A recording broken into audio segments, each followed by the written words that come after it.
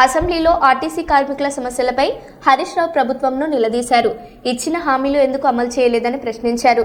9,200 కోట్లను ఆర్టీసీకి చెల్లించారని అడిగారు. పీఆర్సీ బకాయిలపై స్పష్టత ఇవ్వాలని డిమాండ్ చేశారు. బస్సుల కొరతను వెంటనే పరిష్కరించాలని కోరారు. మీరు చెప్పినట్టుగా మీ సూచన పాటిస్తాం అధ్యక్ష. స్ట్రైట్ క్వశ్చన్లే అడుగుతా అధ్యక్ష మంత్రి గారిని.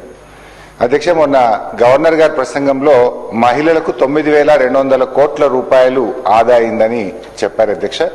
మరి 9,200 కోట్లు రాష్ట్ర ప్రభుత్వం ఆర్టీసీకి చెల్లించిందా, చెల్లించలేదా? ఒకవేళ బకాయి ఉంటే ప్రభుత్వం ఎంత బకాయి ఉందో మంత్రి గారు చెప్పాలి. Question number 1. క్వశ్చన్ నెంబర్ 2 అధ్యక్ష, ఆర్టీసీ లాభాల్లో ఉందా, నష్టాల్లో ఉందా? ఒకవేళ లాభాల్లో ఉంటే కార్మికులకు ఇవ్వాల్సినటువంటి బెనిఫిట్స్, ఏరియర్స్ కానీ వాళ్ళ సిసిఎస్ కానీ ఎందుకు ఇవ్వడం లేదో మంత్రి గారు చెప్పాలి. 3వది అధ్యక్ష, కొత్తగా మరి పిఆర్సీ డ్యూ ఉన్నది 3 ఏళ్ల నుంచి. కొత్త పిఆర్సీ ఆర్టీసీ ఉద్యోగులకు ఎప్పటి నుంచి ఇస్తారో కూడా మంత్రి గారు చెప్పాలి. 4వది అధ్యక్ష, కాంగ్రెస్ పార్టీ తన మేనిఫెస్టోలో ఆర్టీసీ యూనియన్ పునరుద్ధరిస్తామని చెప్పి మీరు హామీ ఇచ్చారు. ఎప్పట్లోగా యూనియన్ పునరుద్ధరిస్తారో మంత్రి గారు సూటిగా సమాధానం చెప్పాలి.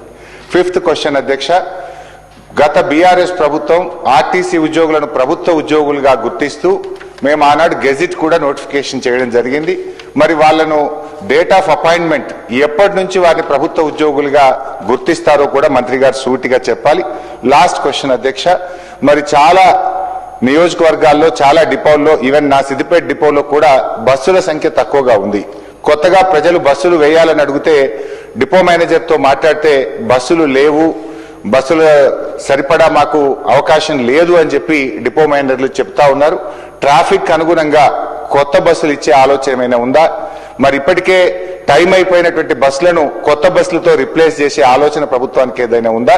మంత్రి గారు సూటిగా సమాధానం చెప్పాలని మీ ద్వారా కోరుతున్నాను.